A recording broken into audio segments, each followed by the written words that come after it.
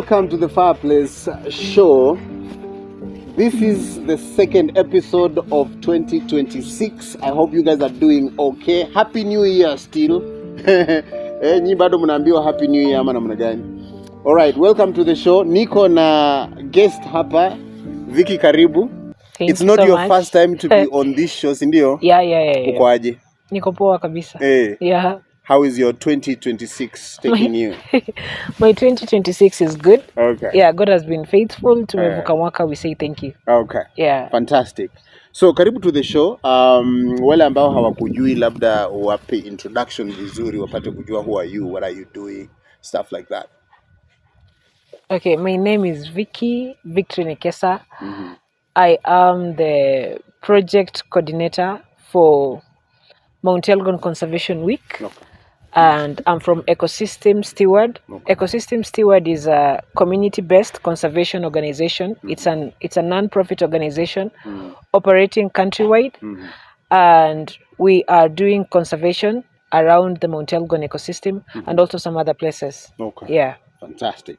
Karibu sana to the show. Thank you so much. Sasa hii mambo ya Ecosystem Steward and the Mt Elgon Conservation Week. Yeah. Just bring us to speed to understand what this Mt Elgon Conservation Week is all about.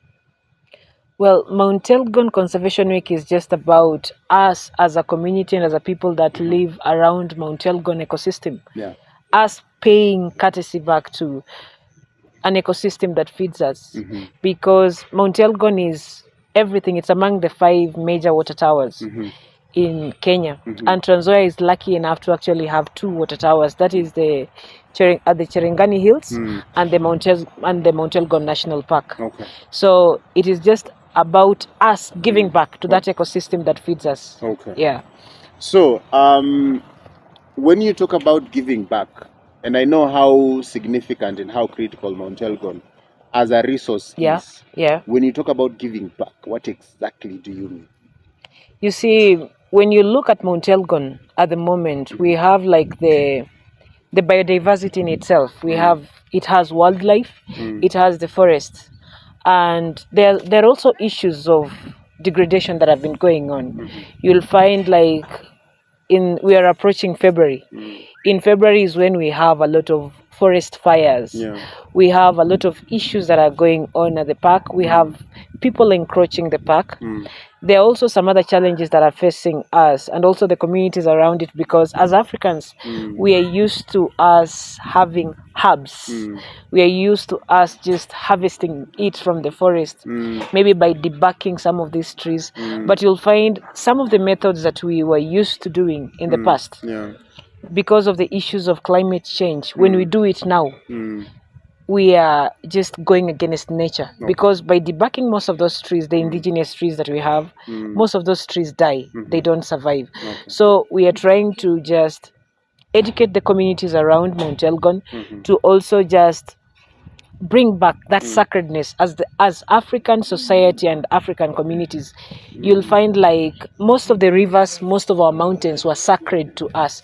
So if we can bring back that mentality to our people and say that this is about us protecting that sacredness that we have, then we can head somewhere in terms of conservation matters. Okay. Yeah. I know conservation is a big thing now.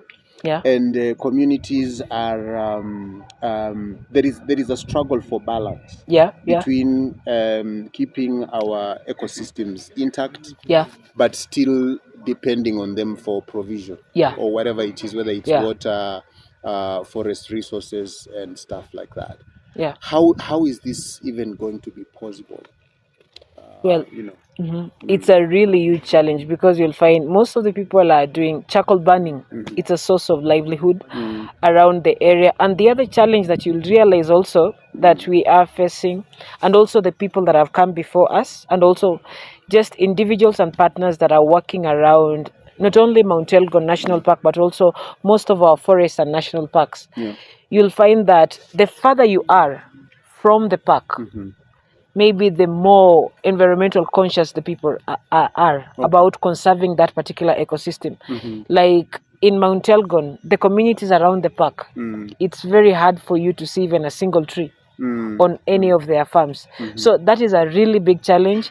But some of the interventions that we are doing economically is just to support the people around the park to maybe do the around the boundaries of their farms. If we can have trees grown there, like we have these trees that are really growing fast, like the grevillea trees, it's good for firewood. Yeah, and they're also friendly to vegetation. Yeah, it's good for mulching because it shades a lot of leaves and it grows fast. So those are some of the things that we are doing to the people. Like, we can do this around the park. There's also coffee and tea production that we can use as the buffer region around the park. And also the other thing, as an organization, that we are doing, and we've done a lot of it on the Bungoma side of Mount Elgon, is to encourage the communities around the park to have more nurseries, so that when we are doing this environmental conservation work, then we can be able to just buy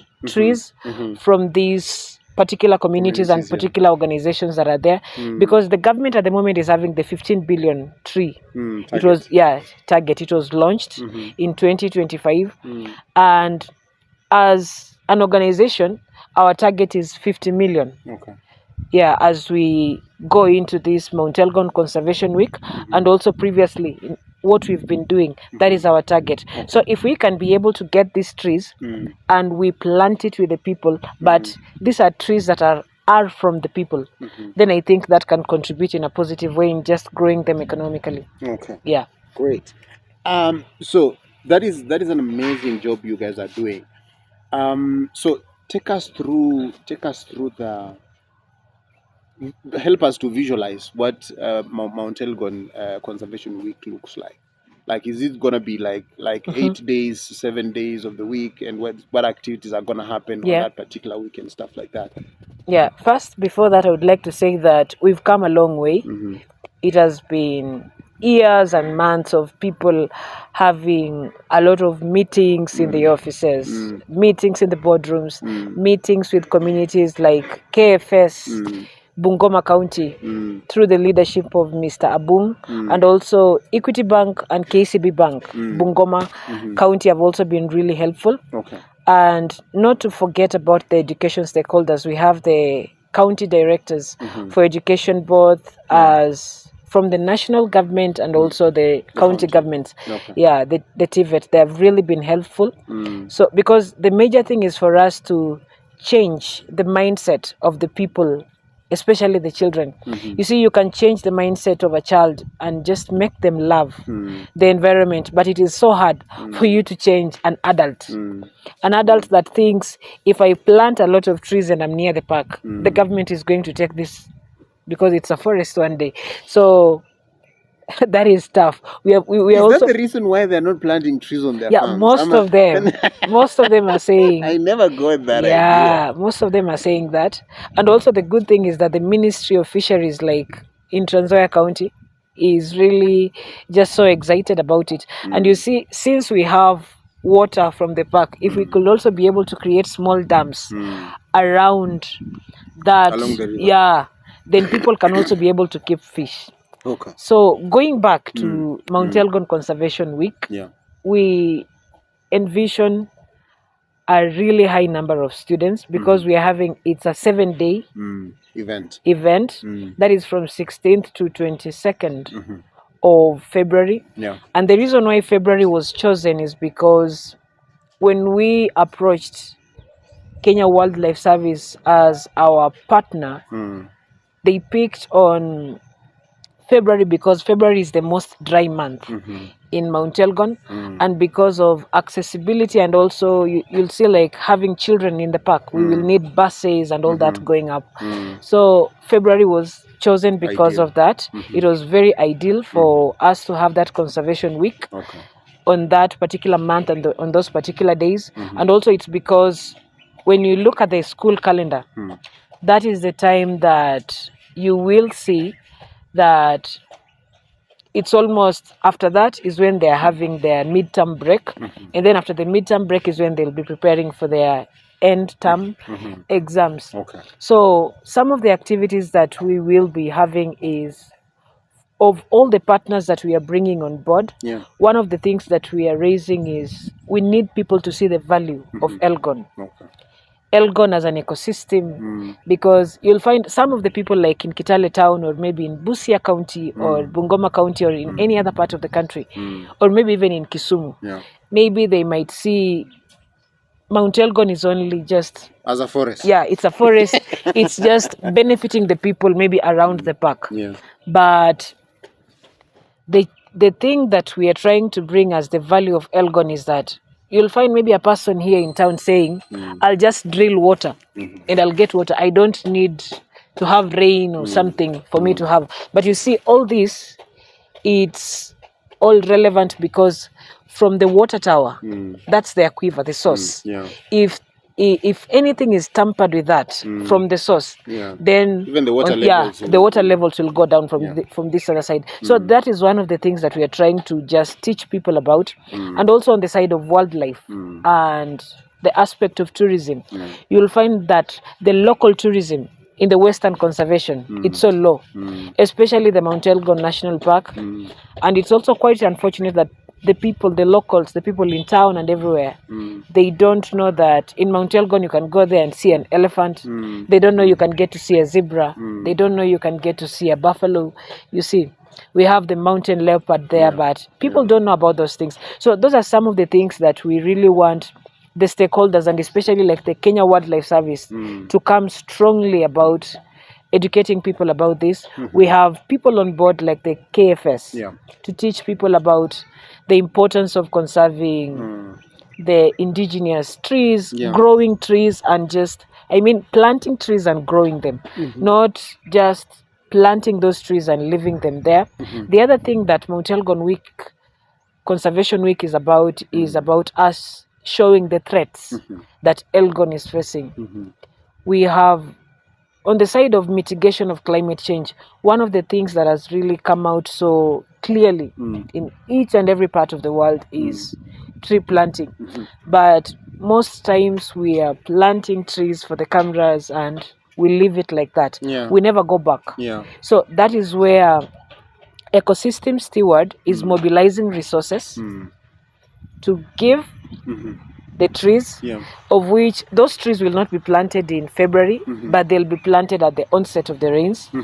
And KWS is the host of the land, and KFS is the one that is also, because they are in charge of the forest, then they'll be able to supervise and tell us this is the place, because we intend to adapt an area that we can be doing it. And because the Mt Elgon Conservation Week, we tend to have it, we plan to have it every year. If it can be an annual event that we look forward to it, then it can be nice.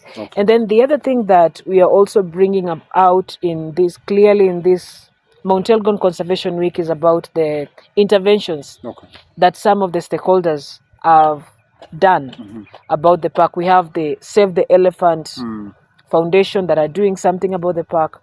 We have many other people, even the communities around the park. They have trees that each and every time are giving people for free and maybe selling it at a cheaper price. The other thing that we are also bringing out is that in as much as the communities around the park, you see, when you're a neighbor to the park and the forest, they are not planting. Some of them are not planting because they are saying, why should I plant here and I have it here? The tree is just here. You see, so some of those things are the things that we are trying to just bring it out very clearly, because you'll find when you go to different places at the park, like we'll have a map during that week, and some of the routes that we have, the stations that we have set, like the Kitum Caves, we have the we have the Endebess platform, we have the Nyati campsite, and we also have the Elephant platform. So those are some of the stations that we will have. And also one of the things that we'll be doing is, like, maybe for the Kitum Caves, you'll find like maybe there we can, an organization like solar company might be stationed there, so that when the children are going there, they can help them light the solar light and all that. They pass through the place and they come out. And the other organizations that we're also targeting are people like Kenya Seed Company, who are directly benefiting, and ADC Company, who are directly benefiting from because of from the mountain because of agriculture. We also have partners like banks and Coca-Cola and all those people, that we are bringing on board to just show people, and also Kengen, because they are one of the people that Mount Elgon is still a source to tackle. So those are some of the things that are just in line, and we are hoping it will be good. Fantastic. Yeah. So in your presentation, yes, you have mentioned about school-going kids. Yes. The assumption, therefore, is that your main segment of audience is going to be school kids. Yeah, the school kids, we have different days that the primary school going kids will have their days. The secondary kids will also have their days, and also the TVET and the universities will also have their days. And on the last day, we'll be having different county and national government departments, and also the corporates. And one of the things that has really made us to just target the children is because when you want to change a generation, we are doing this conservation week for posterity. We are doing conservation for sustainability purpose. And if you want to have a better future, then you have to instill that love for conservation to children. And I think it's something that is really workable, because if a child loves, let us take an example, a child will go to a hotel and want a particular kind of food, and the parent will always do that. So if this child can be able to love a tree and tell the parent, kindly don't cut this tree, you see, that is something, that's a plus. Yes, that's a plus. Okay. Yeah. All right. Chatungoje magari itoke.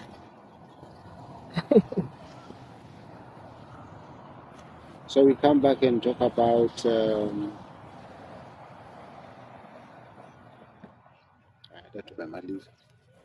right. So talking about the Mt Elgon Conservation Week, we have talked about the target group and some of the partners that you have already identified. Yes. What is your message to anyone who is watching, whether they might be partners or people who just want to come and experience? What is it that you're prepared for them on that particular week? What would you tell them? I'll tell them first to just make sure that we are all part of this, by even just sharing this on each and every of their social media platforms. Let us be ambassador of that which we own, because Mt Elgon National Park, in ecosystem steward, we say it's a living classroom. It's a place you just go, you learn, you encounter things that it's beyond. It's beyond what we see. Like I remember one of the times we went with the education stakeholders to the Kitum Caves. And as we walked up to the deepest end of the cave, and we were told to close our eyes, by the tour guide, then you realize that particular message in the Bible that says, let there be light. Then you can imagine the kind of darkness that was there on earth. So, you see, it's a reflection to all of us. That we just need to conserve this. It is our ecosystem. It is here, and it's inevitable. We just need to do it. And you see, the issues matters conservation is not something that I can put it like it is meant for you, or you can say it's meant for me or for the other person. It is something that we just need to hold our hands. All of us. Because it needs the governor on board, it needs the president, it needs that vegetable vendor there, it needs the motorbike rider that will take a person to the park, and maybe when they're carrying a person to Matisi or Kibomet, we need that message going out there. And you see, the other good thing is that on those particular 7 days, we will have themes. And each day we'll have a guest of honor. Maybe on the first day we can have a Governor Natembea walk. On the other day we can have Deborah Mlongo walk. So you see, if a child is coming from Busia County. And on that day, they're meeting the CS, and maybe they do a ceremonial tree planting with the CS. You see, that is huge for a child. And you see, the other thing that we are doing is other activities. Lakini sitafanyika. Cycling na nini ingine, hebu sema ingine. Cycling, we will have photo booths, we will have what? Nini ingine? Hebu ziseme ndo niziseme zikifuatana. Okay. You see, cultural dance. Okay. You see, apart from us just showing the natural biodiversity that we have in Mt Elgon National Park for the Mt Elgon Conservation Week, some of the things that we'll be having is cycling. We will have a walk around the park. We will have an inclusive runway because we will also have the people who are able differently just being part of it, because one of the things and the issues that are facing our parks is that we don't have inclusive infrastructure. So apart from that, we're also creating that awareness that we need these things changed in the parks. And you see, with the reviewed park charges, we have people who are able differently will be entering free. We have children under 5 and below. They'll be going to the parks free. And also the elderly. You see, that is a good thing. So we just need to spread the word and let people come and see this rich ecosystem that we have. Fantastic. Thank you so much. Asante. Thank you so much for coming. Thank you. Victory. Nekesa. Let me say it in bold so that what we're doing. Asante sana for coming and sharing with us. Guys, the Mt Elgon Conservation Week is coming up on 16th to 22nd of February. You spread the word and mark it on your calendars. Kila mtu atakuwa anapanda hiyo mlima to just come and experience what Mt Elgon has to offer and just help us to understand how we can participate in conserving this particular natural resource. Sante sana. You want to add something? I've remembered what you have remembered something. Okay. I wanted to say that when you enter the EDI's office at Mt Elgon, there are statistics that has been displayed there on the number of tourists that go to the park. You'll find on each and every year that we have at least a higher, the numbers going up. Are the days that we are having free park entry. And that is not good. You see, most of our park charges, it's not a lot. So this is something that we can really just do it. We are, as parents in the Western Circuit, we are paying a lot of money for children to go and see the ocean. I'm not saying it's a bad thing. It's a very good thing. But we also just need to invest a little bit more. Let us normalize in our churches, in those Jumias that we have, in the ushering committees and the choir groups. Let us just normalize visiting the park. And you see, it's also a sad thing that when you ask them about the statistics, you'll find that the highest number of people that are visiting the park are from Nandi and Uasin Gishu County. So, and we have so many schools here. So I think it's a high time.